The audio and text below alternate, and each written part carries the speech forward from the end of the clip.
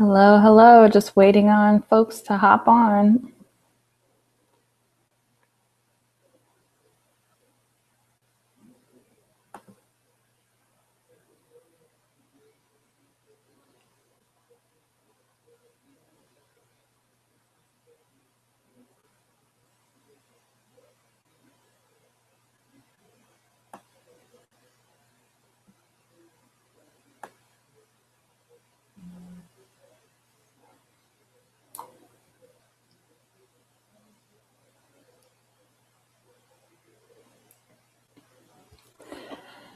Hey everyone, just waiting on people to get on the call. I'm getting all these requests like, how do I do this? I've never used Google Plus before. How do you do a Hangout? So we'll wait just a few more minutes for people to trickle in.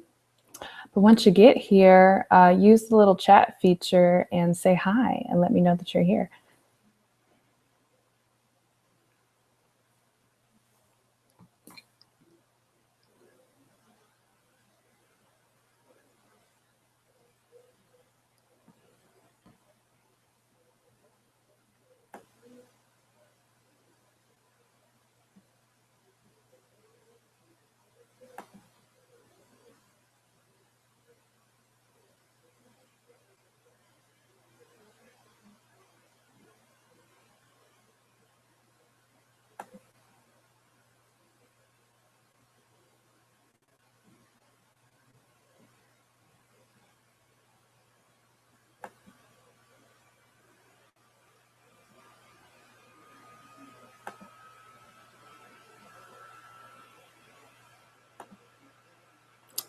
All right, people are trickling in. Hey y'all, said in my newfound Texas accent.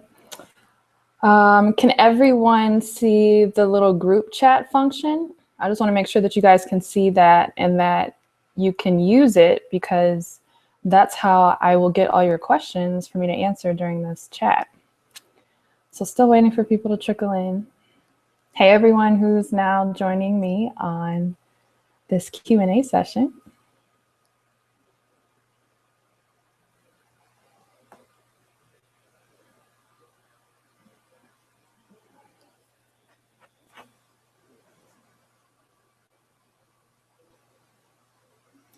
Hello, hello.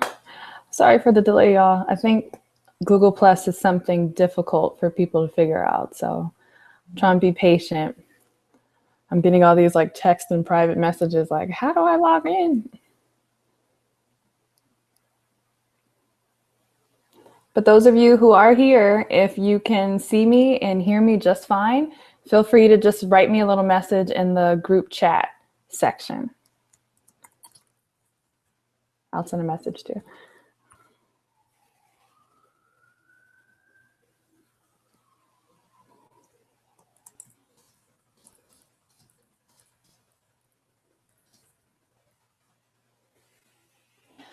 Let me know if you can see the messages that I just put in the group chat. All right, people are trickling in. I think they figured it out. Hey, new viewers. We're gonna get started in just a second. I just wanted to get a few minutes for people to come in. For those of you who are just now joining, because I was getting messages from people saying that they wanted to get on the call, but they couldn't figure out how to use Google Plus. So I'm being patient with folks.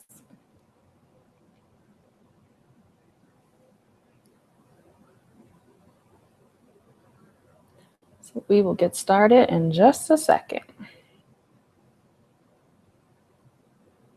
But as you arrive, feel free to start using the little chat feature. No one said hi to me on the chat yet. I need to make sure that you guys can use that, because that's how I'll be getting questions from you all. So I don't know if there's a delay or what, but make sure you leave me a message. Because firstly, I need to know that you can hear me. But I think we're doing okay.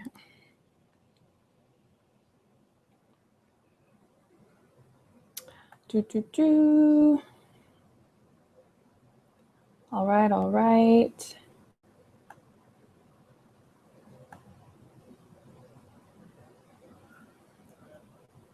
Let me see how I can instruct you all.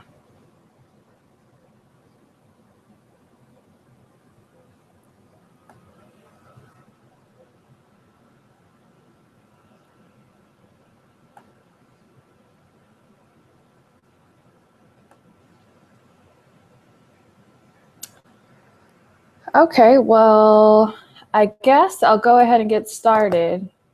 As soon as you figure it out, leave me some messages in the chat because that's how I'll get your questions. So the chat function for this Q&A is crazy important. Otherwise, it would be a Q&A. It would just be me talking.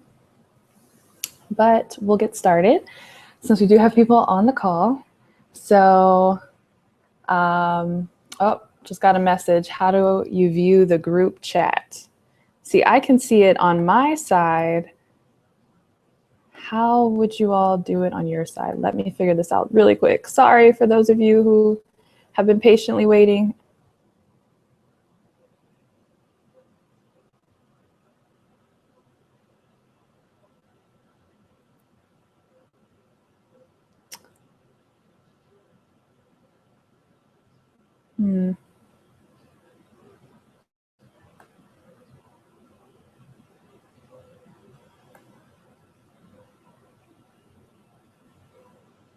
Well, I guess tweet me your questions and I'll get them on my phone.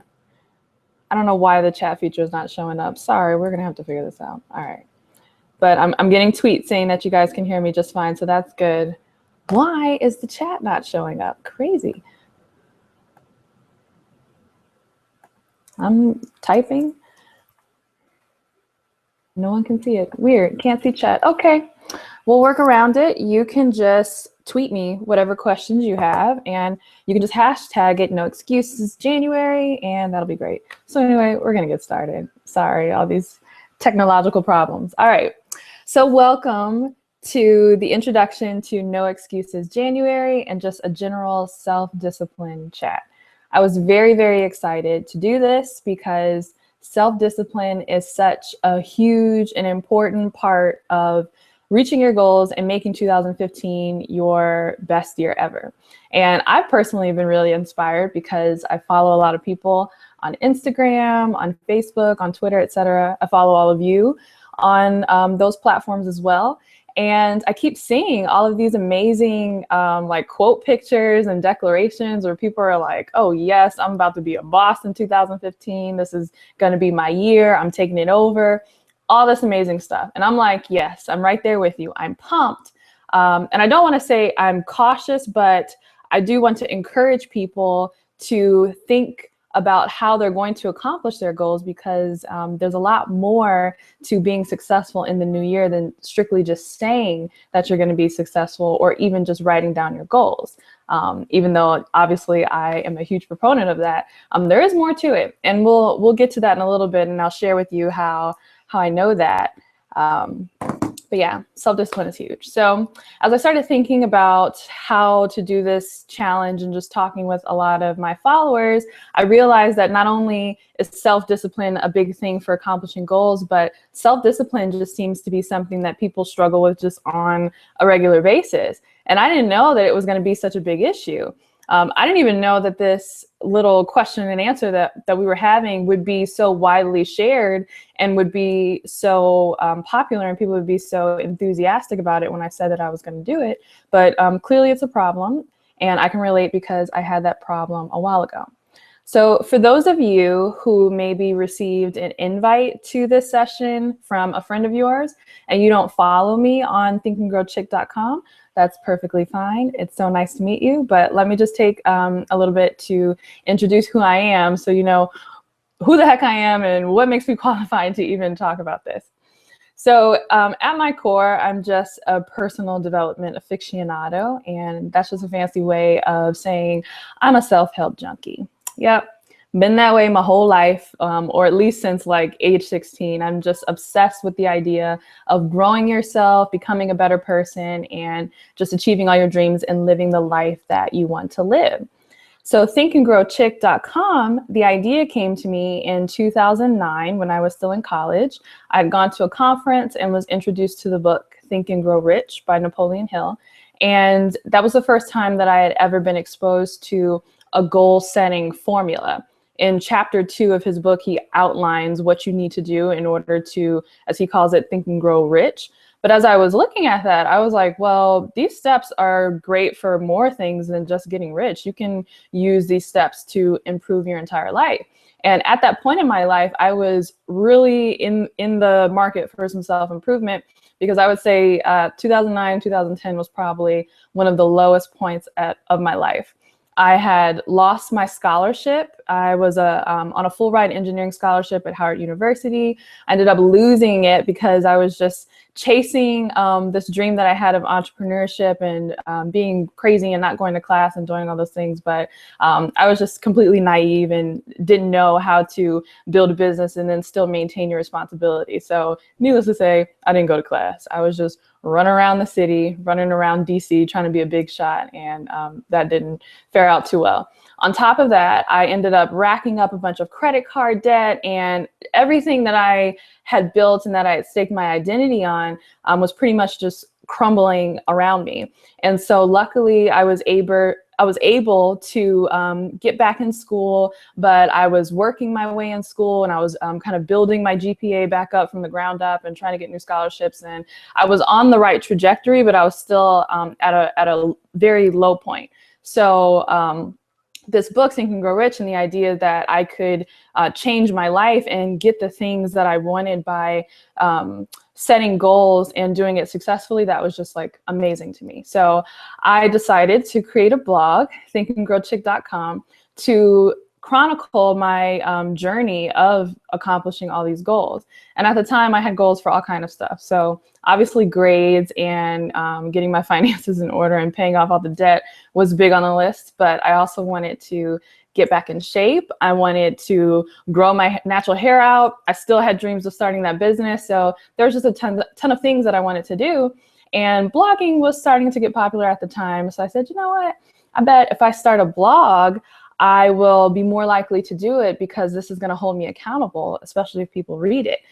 So that's why I started it. It was basically just to hold myself accountable. But since then, it has grown into an amazing community of like-minded women who are interested in maximizing themselves in their business life, in their financial life, and in their personal life. So I'm just overjoyed to see how it's grown over the years. And it's also morphed into my actual business. It is an LLC that I run, where I provide different products and services to help women do those things, to be better, to do better in their business, to do better in their finances, et cetera, et cetera.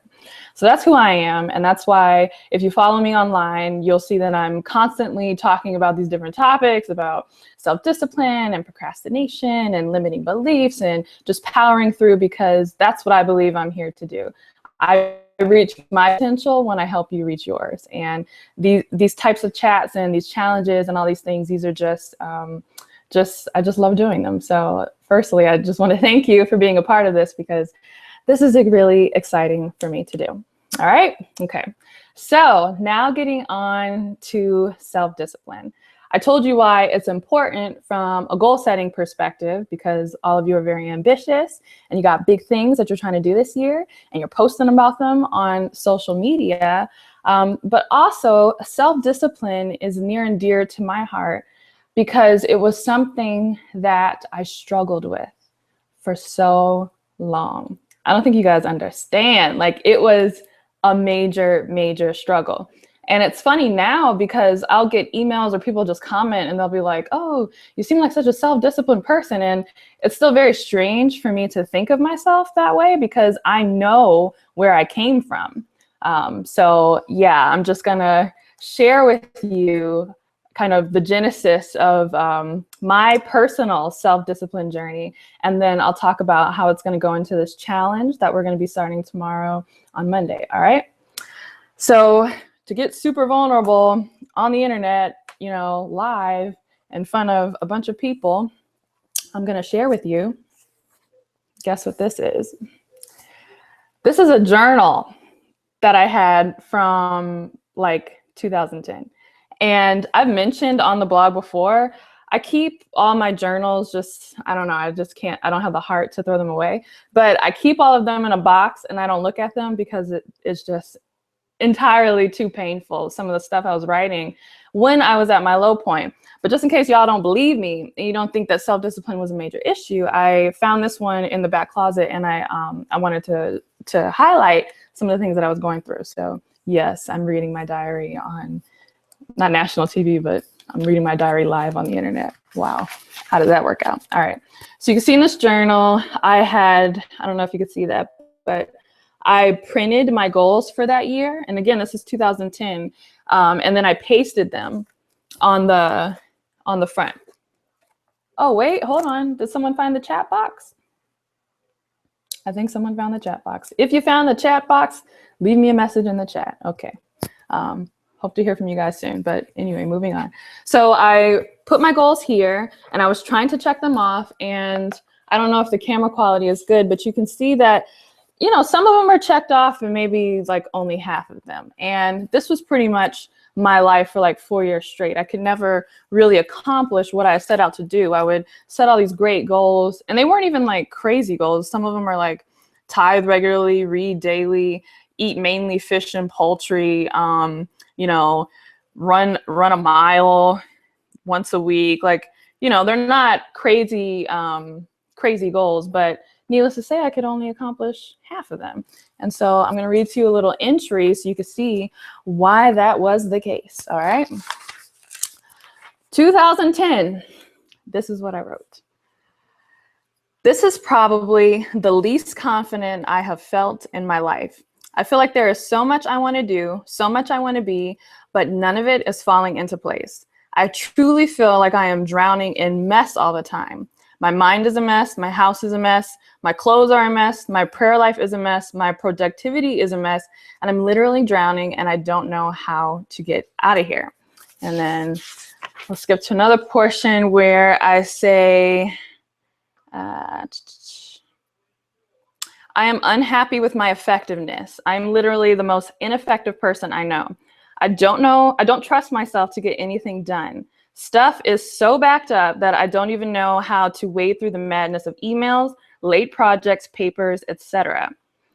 Even when I do get through everything, I don't trust my process. I have zero systems in place from keeping this from becoming a permanent fixture of my life.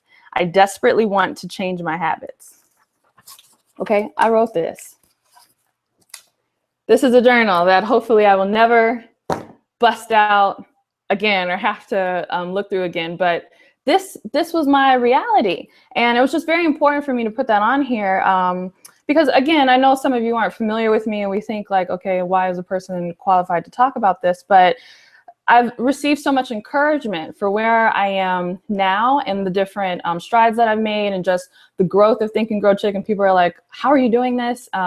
They know that I'm working full time, but I'm transitioning to being an entrepreneur full time. I'm a newlywed. My anniversary is coming up in the middle of this month. Like, you know, there's all these different things to manage, but I've been able to get through it. But this was a 4 going on 5-year process in the making. I have not always been a self-disciplined person.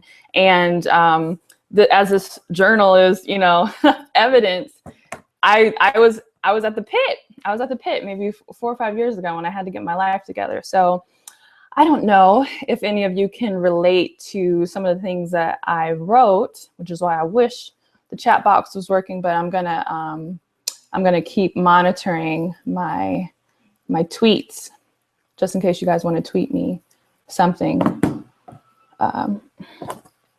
Yes. Okay, cool. So thank you all. You guys are listening to me share my story. That's awesome. So I can see your tweets here. So anyway, I'm glad that some of you can relate and that you feel that this is familiar. And I firstly just want to encourage you and say that if you were feeling that way in 2014 and you're very nervous about 2015 because you're ready to give up on the whole goal setting thing because you don't know if it could work out, I'm living proof that if you just keep pushing and you just keep believing in yourself, believing in your dreams, and most of all, you stay committed to the process of growth, even when it's entirely painful. And it was painful because I remember like being in tears, you know, writing in this book sometimes, but there is hope on the other the other side, the other end of the tunnel. And you're making great strides by seeking out this kind of information. Really, you're ahead of the game for the fact that you're even listening to this chat. And I assume that you read books. You probably follow other bloggers who talk about similar personal development topics. And that means that's evidence that you want to change. And if you just keep pushing in that direction, then you will. So before we get to some of the questions and then with me sharing how this challenge is going to work, I know the most obvious question is like, okay, well, great. You were, terrible at self-discipline back in the day, and now you're doing pretty good at it. So what changed? How do I change? If I'm feeling that way, Courtney, what do I do? All right, I'm going to share some of my tips. So one of the first major things that I did, and I don't say this to sound cliche, but I think we overlook it, is I started small. And what I mean by starting small is I was the kind of person who I had built habits of not doing my schoolwork or not working on even personal projects. Or even if you look in the archives on thinkandgrowchick.com, there's a period of like a year or two, maybe from 2010, 2011, where I wasn't even writing that much. And when I did write, I was saying like, oh, I'm going to do better. It was even a struggle for me to do the things that I said that I wanted to do. And you have to realize that self-discipline is much like a muscle. So just like you wouldn't go to the gym and just because it's 2015, try to bang out, 200 pounds on a chest press. Well, actually, I don't know any woman that can chest press that much. Maybe you can. I don't know. I can't. But anyway, you wouldn't do that. Or you wouldn't get on the treadmill and just say, yeah, I'm going to run 6 miles today if you've never even stepped foot in a gym. So the things that I was berating myself for that I couldn't do, I was tired of doing my schoolwork or at the last minute, or I was tired of coming home and immediately just kind of vegging out on the couch in front of TV and then going to bed. And I would just do that night after night, even though when I was at work or I was at school, I was like, oh, see, this is why I wish I just had my free time and I could just work for myself, because if I had more time, then I could just work on my personal projects. But then I would go home and I would have 4 or 5 hours before it was bedtime, so I could at least get some things done, but I wouldn't do it. I would just make excuses and just sit in front of the couch. And then before you know it, I would say, oh, I'm just too tired. And then I would go to bed and I wouldn't get anything done for those personal projects that I was just saying to myself was so important to me. And that disconnect, that dissonance between what I was saying that I wanted, and then when I had the opportunity to do what I said that I want, and then I wasn't doing it, I was berating myself for that. What is wrong with you? Why can't you say you want it, but you're not doing it? What is the problem? And it's that muscle factor that has to be built up. So once I got sober about the situation, and I was just so sick and tired of being sick and tired, I was like, you know what? I already feel bad enough, so I'm not going to keep making myself feel any worse. I'm just going to do what I need to do to try to yesterday. Then slowly but surely things started to change. So say my normal pattern was to come home, be exhausted from work or from not do anything, and then get up in the morning and then hate myself for it. minutes. 10 minutes. Work 10 minutes. Doing whatever project I said I could do, because I knew at the time that my self-discipline muscles were so weak that 10 minutes would have been a major accomplishment. And that's the one thing I think a lot of people need to realize is, no one has to know where you're coming from and then where you're going. Only you know that information. So you don't have to publicize to everybody that working out for 10 minutes is extremely hard for you, but you just need to do it. Just focus on the 10 minutes. Don't make yourself feel bad about it. Don't focus on what someone else can do. I used to look at other people and be like, oh man, they could stay up till 2 o'clock in the morning working on their personal projects, and their campus businesses are super successful, and they have all these scholarships, and they're traveling all over the country doing all this stuff, and they could stay up late and get up early. And you know what? That wasn't my reality at the time. I couldn't do that. And once I stopped hating myself for that and just started with what I could do, and that was doing extra work for 10 minutes after getting home, then things started to build up. Then the 10 minutes slowly turned into where I had a routine of working for a half hour after I got home. And then before that, it was a full hour, and et cetera, et cetera. And it grew over time, and it grew over a period of years. But starting small, once I got over my own ego of telling myself what I should be able to accomplish, and just got real with the fact of like, you know what? I just have no self-discipline. I can't even work on my own personal projects for more than 10 minutes. Once I got okay with that and just accepted that and continued to work until 10 minutes could grow into 15 and et cetera, that's when I began to see the needle move. So that's what I would, the first thing I would recommend for you. So let me just check Twitter real quick just to make this, okay, yep. People are talking about struggling with that disconnect. It's real. It's real, you guys. So the second thing, and then we'll move on to the challenge, and then I'll start to take some questions because we're almost a half hour in and I don't want to take up too much of anybody's time. But the next thing that was a big turning point for me was I focused on one major thing to change. And I'm a big believer in this and a big proponent of it. And even in my last podcast, which you can find on my website, thinkandgrowchick.com, I recently did a podcast about how to make 2015 your best year yet. And I talked about when you set goals, you really want to narrow those goals down. A lot of us tend to focus on maybe like 10 to 15 goals for the new year, and that's fine. But even within that, you want to focus on probably no more than 3 and maybe 1 if you can really stick to it. One big one that if you did nothing else for the rest of the year, not only would you be happy with yourself, but by doing that particular goal, it would allow all the other goals to happen. And for the first year I did that was actually with my fitness. And when I focused on getting my fitness together, which was crazy because I was an athlete in high school, and then for most of college, I was just like, you know, a couch potato. And I hung out in the city and walked around and did things, but I wasn't very active in the gym, or I didn't do any intramural sports or anything like that. Even though I had come from an athletic background in high school. But once I had trained my body to be more just alert and to have more energy, and I was starting to work out 2 days a week and then 3 days a week and then 4 days a week, and I became a regular at the campus gym, I would say that 1 year that I really focused on my fitness, so many other things began to change for me without me even realizing it. I realized that I did mental to do work. So before working on personal projects for 10 minutes after work just seemed like an impossible thing to do. Suddenly it was no problem for me to work for an hour and a half, because I had physically given myself more energy and more mental sharpness by really dedicating myself to my fitness. I also, at that time, saw the movie Food Inc. for the first time and started to go down the rabbit hole about like organic eating and factory farm meats and being healthy and all this stuff.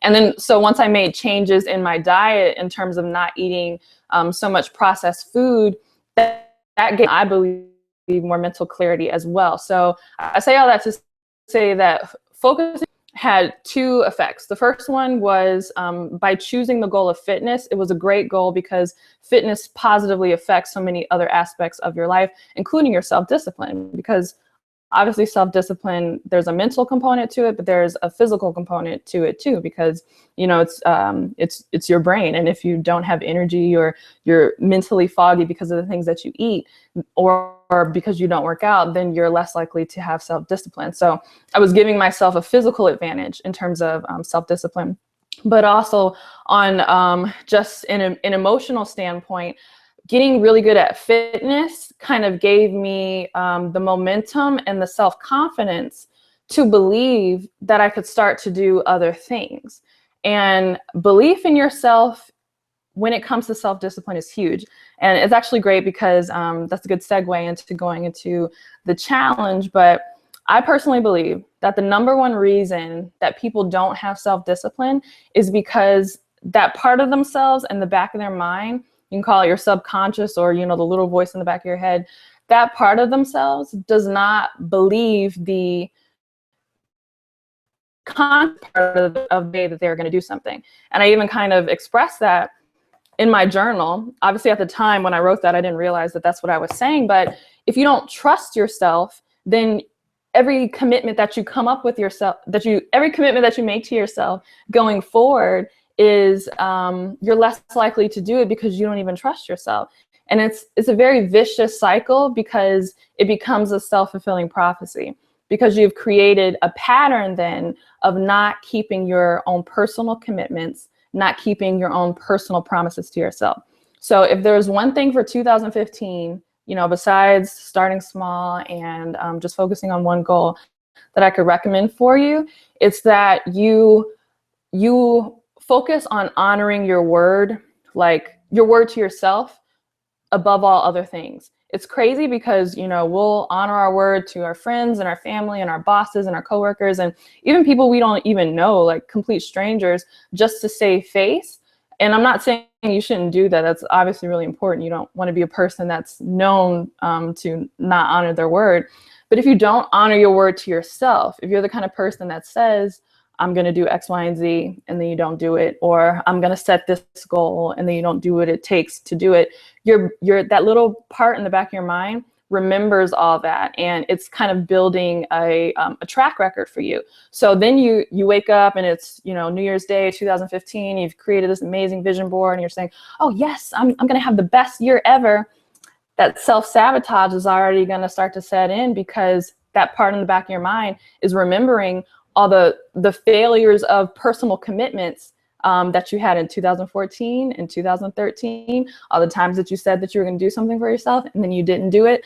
All that stuff will come back to bite you. It's so important that you build a habit of, if you tell yourself that you're going to do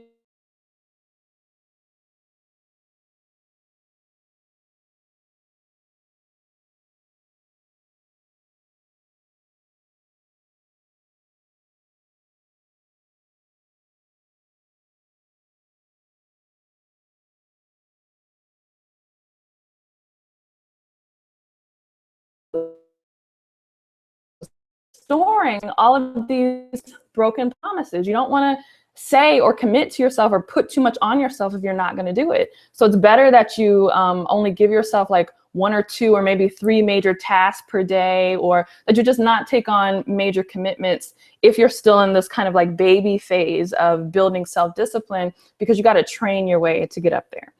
So anyway, so that leads me to the challenge, which is no excuses January. So with me knowing that, a major turning point in my own personal self-discipline was building a track record of keeping my own personal commitments. And that first track record that I built was fitness, where I told myself I was going to get in shape and I was going to start working out 3 or 4 times a week. And once I did that for an entire year, I became like unstoppable because I could start to trust myself again. What? Courtney said she was going to do something and she actually did it. You know, that might be crazy for you all who follow me to hear me say that, because, you know, I post my goals on the B side and on my blog. And, you know, when I say I'm going to do things now, even in public, I tend to have a really good track record of following through. But that was definitely not always the case. But you kind of have to get that under control if you want to move forward and be successful with your goals. So no excuses January.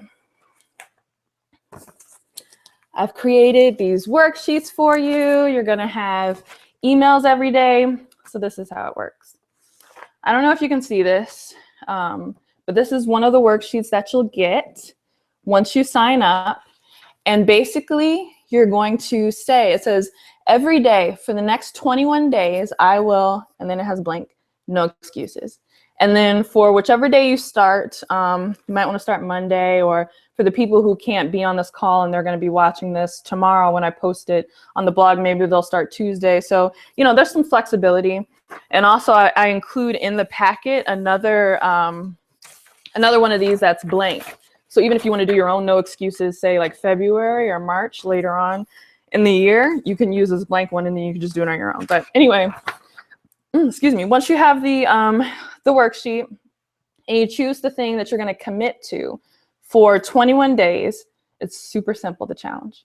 Every day that you do it, you're just going to put a big X in the calendar box. So you tell yourself you're going to do whatever on the 5th, you put a big X once you do it. You complete it also on the 6th, you put a big X. And your whole focus for the duration of 21 days of No Excuses January is to not break the chain of X's, to not have a day where you don't do something. Because I'm trying to help you train yourself, honor the commitments that you make to yourself. So in the worksheet, and then also in the emails that you'll get that give the instructions, I'm very specific about choosing something that is small, because you got to start small. So don't join the challenge and then tell yourself that you're going to work out for an hour and a half every day if you don't do that, if you don't work out. Don't do that to yourself. Choose something that that you can do, that, because doing it for 21 days will be challenge enough. So don't try to make the task itself so challenging. So for me personally, because obviously I'm going to the 21-day challenge too. Come on, self-discipline is never over. You still got to continue to build it. And one thing that I've been struggling with still is drinking 2 liters of water every day. That's super simple. I have a liter water bottle, and then I make excuses to myself and I don't do it. So no excuses. 21 days January, I'm going to put, for the next 21 days, I will drink 2 liters of water, no excuses. And every day that I do it, I will put an X in that box. Some other things that you can, a really good one, I'll probably do it if I do this challenge again, is to not check your phone the first. Many of you like turn over in bed, your alarm clock's on your phone anyway, you pick it up, and then before you know it, your finger's like automatically scrolling through Instagram. Stop doing that. Don't do it. So that might be something that is great for your no excuses. So, I don't know what you'll pick. I'm sure you'll come up with something really creative, but you'll definitely want to pick that. And then also, many of you know that I have a second private Facebook group, my accountability group, that I launched last month. And once you get on the email list, it'll give you access to that group. So in addition to doing the worksheet on your own and then getting the email reminders from me, you can also then go into the accountability group and say, hey guys, I did really good. I drank my 2 liters of water today, or I'm struggling with this, et cetera, et cetera. So it's going to be really fun. Also on the worksheet, it's a whole packet of 4 worksheets that I'm giving you guys. But also on the worksheet, there's a section for you to create your action plan for what you're going to do. Because again, it's not enough for you to say that you're going to do something. It's really important that you kind of verbalize, at least to yourself, how you're going to make that happen. So I have a sample one that I include in the download packet that has my commitment of drinking at least 2 liters of water a day. And so my action plan says things like, keep a liter of water with me at all times, buy a spare bottle for the times that I can't find the first bottle, that kind of thing.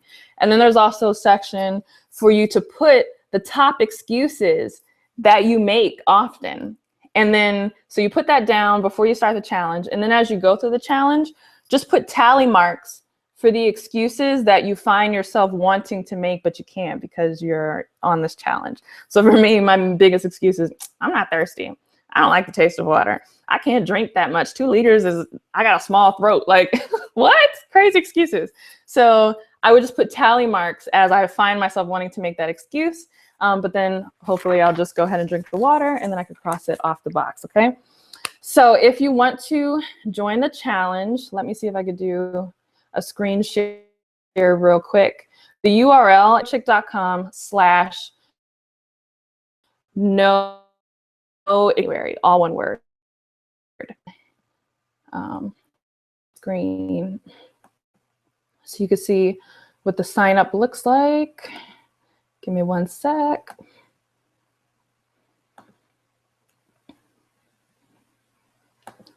Okay, let me share my screen now. No excuses January, yes, share. Okay, so I don't know if you can see my mouse. Okay, I think you guys can see it now. This is the place that you'll sign up. So you're gonna get me, but this is separate from my normal mailing list. So even if you're on my normal newsletter list, but you wanna participate in this challenge, you still need to sign up for this. So just enter your first name and your email address, and you will automatically be included, and then you'll start to get some emails roll out, okay?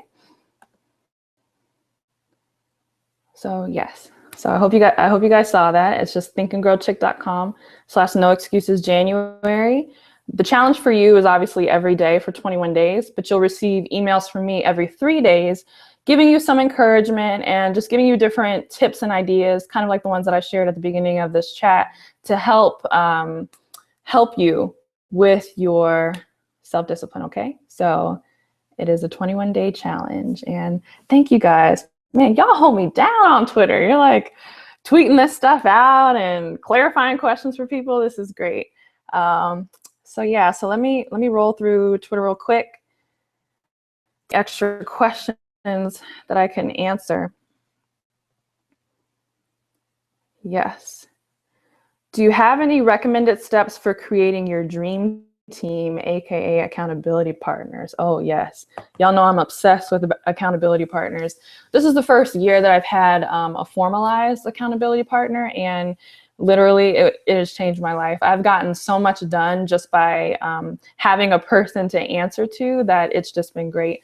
The number one thing that I would say in finding an accountability partner is look at how the person lives their life and manages their own affairs.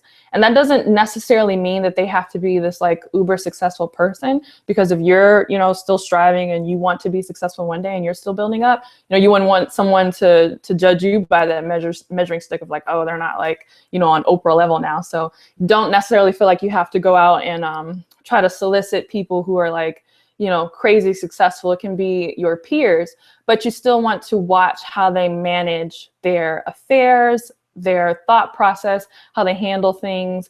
Are they the kind of person that if they say that they're gonna do something, do they do it? Do they get back to you? Those are the things that are really important in an accountability partner. Not necessarily that this person, you want to have a good rapport with them and have a good relationship. So I'm actually friends with my accountability partner as well, but this doesn't have to be your best friend.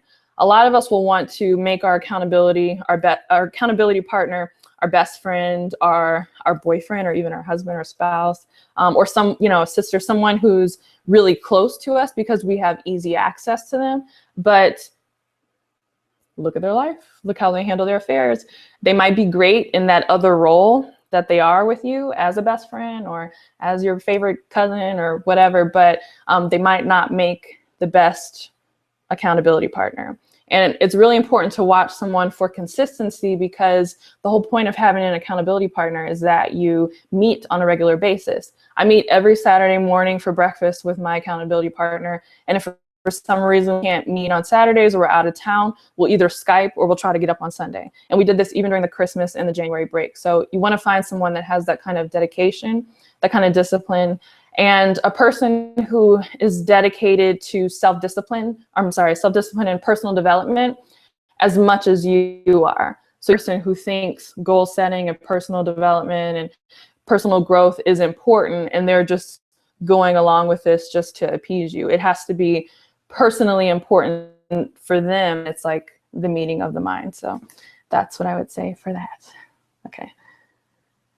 Keep tweeting me. I'll scroll down though and try to find some questions. Did I do something wrong by not having the chat box?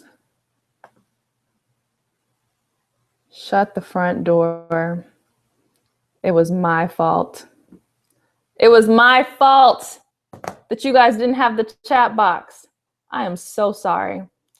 I kept hitting something else that I thought was question and answer, and it wasn't. What is wrong with me? Sorry, guys. Anyway, you can keep tweeting me, and then I'll look at the questions too. Okay, so I answered Lisa's question. Hey, girl.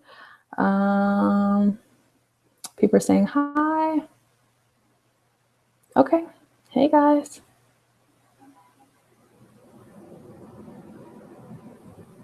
I can't believe it was my fault that you guys didn't have the question box. So sorry. All right. I'll keep looking for more questions, either in the chat box now that it's available, or on Twitter.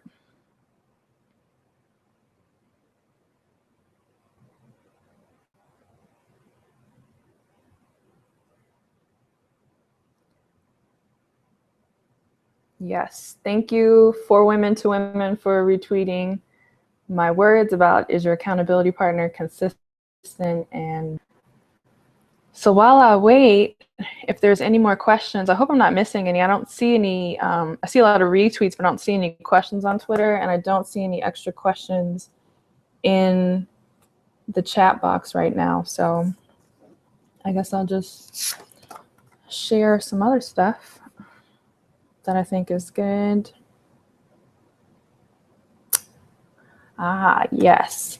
So another turning point for me in building self-discipline was changing how I saw myself. And this one was a tricky one for me because I was raised in a household where my mom was always like, you have to be confident, think highly of yourself. You know, I didn't grow up in a situation where I even really had the opportunity to not be a generally confident person. So I never would have assumed that seeing the way I saw myself would be a problem with self-discipline, but it turned out that it was, because I had a lot of limiting beliefs lurking in the background when it came to my goals. So when I would think about whether or not I wanted to do something, I was quick to rationalize myself out of it because I didn't really believe that I could do it or that I would be as good as such and such person. So there was a lot of comparison going on. I would look at other people and I would see how amazing they were and how they were doing things. And even though I was generally confident in myself, for whatever reason, when it came to those particular goals, I just kind of like rationalized myself out of it. And I just had limiting beliefs about what I could do and what was possible. Oh, and this one's really good. I was actually going to talk about this on a podcast that I'll be doing, I think on Wednesday, or bringing it up. But we all have different quirks and just kind of different weird personality traits. And in the kind of, newlywed marriage counseling that I've gone through with my husband, and they talk about communication patterns and what's yours and stuff, I learned that I am a negative interpreter. And it's like 100% true that sometimes I'll look at something or a situation that is actually neutral, and then I'll interpret it in a negative way. And I think I was doing that in the past, and that was killing my self-discipline because it was creating all these limiting beliefs in me about why I couldn't do something when that wasn't even true. I was just looking at what someone else was doing, and then I would negatively interpret that and say, oh, well, because they're doing it, I can't do it, because there can only be one person in the universe that can like do one thing, right? That's crazy. But anyway, I didn't say it was rational, but I would just negatively interpret that, and then it would kind of kill all enthusiasm and motivation that I would have for doing that thing. So you have to change how you see yourself and think of yourself as good as anyone else. Now, someone may have, or they may have like more knowledge than you, but that's just because they took the necessary steps in order to acquire those things. They're not really inherent in any one person. There's nothing, generally, unless you're talking about like athletics or something, there's nothing inherent in any of us that makes people better than other people. It's just some people are more willing to do what it takes to get what they need to do in order to reach their goals, and some people aren't. So if you see someone and you are inspired by them, but kind of like jealous of them at the same time, and you find yourself sinking into that thought process of like, well, they're doing it, so now I can't do it, or well, if one person's doing it, then everybody's doing it, so I might as well just not blog because this is stupid. Everybody has the blog, and then, and then you're not doing it. Don't negatively interpret. Be positive and see yourself differently. See yourself just as good or as on the same level as anybody else. And this can be a problem for you, even if you consider yourself a generally confident person, just as I was. I never would have admitted that I had a problem with self-confidence, but in this particular issue, I was letting limiting beliefs hold me down. So that's another thing that comes in with self-discipline. Okay, let's see.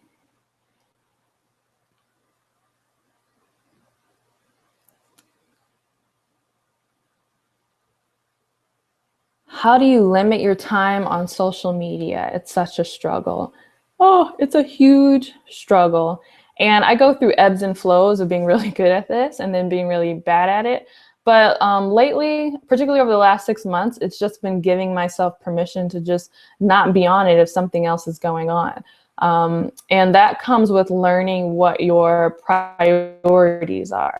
So as you set your goals this year and you work to break them down, to think about the different steps that you need to take in order to achieve them, some things are going to be obviously higher priority than others. So if you just focus on the high priority things and recognize that you're not going to be able to get everything that you want to get done in a day, but you might be able to get 1 or 2 high priority things done in a day, then the other stuff, it just kind of falls by the wayside, and that's okay. You get to it when you get to it. So I obviously have lots of business goals and goals with Think and Grow Chick, and several things are way more important or higher priority than being on social media.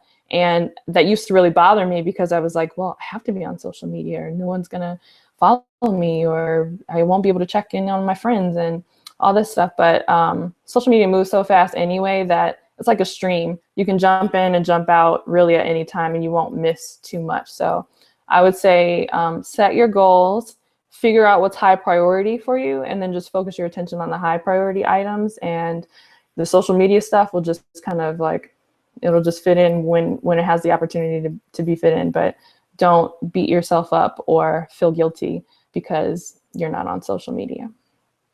All right. Do you recommend deleting people that you follow on social media if you find yourself too absorbed by them or even becoming jealous of them? If that's a problem for you, absolutely. Yes. Yes. Do what you got to do. Okay. Realize that we are all works in progress, right? And technically, we should be at a level where we could see another person and be really happy for them and not compare and not be in competition and all that. And that's what I hope we all get to. And I had struggled with this in the past. I don't anymore, but I had to actively work on it. But while I was in that phase of just feeling that twinge of like, when I would see other people online, I don't know that I deleted them per se, but I made a conscious effort not to follow them or just not to see their stuff because it just triggered something in me that was just simply not productive.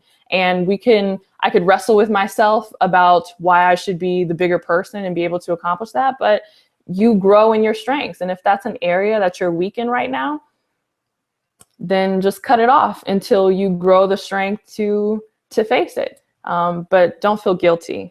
Don't feel guilty about that. So I would say, yes, if you don't have to be as drastic as deleting them, it's okay if you make a conscious effort to not focus on what they're doing. I've done it before. Let's see what else. Would you attribute the majority of your professional progress and growth so far to self-discipline or a combination of things? I would say a combination of things. In the challenge, if you join, in one of the emails that I send out, I do say, obviously self-discipline is important, but building routines, I would say, is just as important. If there's one thing that I could pat myself on the back for, I think I've been really hardcore about coming up with great routines that allow me to do the things that I need to do in order to be successful. And I have a podcast out right now where I talk about my morning routine, and I'll do some podcasts in the future where I talk about other routines that I have. But that's just one example of something that I think that works well in conjunction with self-discipline that has allowed me to really move forward. Also, again, those limiting beliefs. 2014 was a year of uncovering that I even had limiting beliefs to begin with. Because if you would have asked me earlier, I never would have said, oh yeah, I have limiting beliefs. I never would have admitted that or believed that I did. But once I started coming across them, I made a conscious effort to try to weed them out. And I would do that by, if I had a thought that was ridiculous, like say I'm at a networking event and I want to go introduce myself to someone, but then I have some belief that's like, oh no, I'm small time, she wouldn't want to talk to me. I would like pause and see myself outside of me. Like I would see that thought outside of me and I would just evaluate it and say, is that true? And of course it wasn't true, because there were a bunch of other people that were on the same level as me who were shaking her hand and introducing themselves to her. So I would just kind of like put that to the side and then just move forward anyway. Sometimes I would write down any negative thoughts or limiting beliefs as they came up, just because you want to detach yourself from them so you recognize that they aren't really you, they're separate.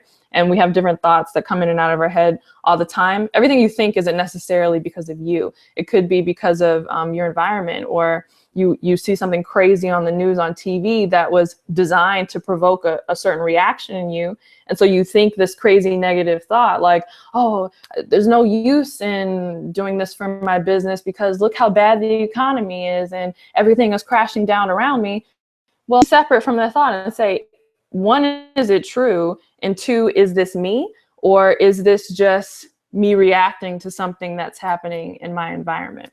So focusing on that, having the ability to kind of like detach myself from crazy thoughts and limiting beliefs was very influential in my personal growth this year.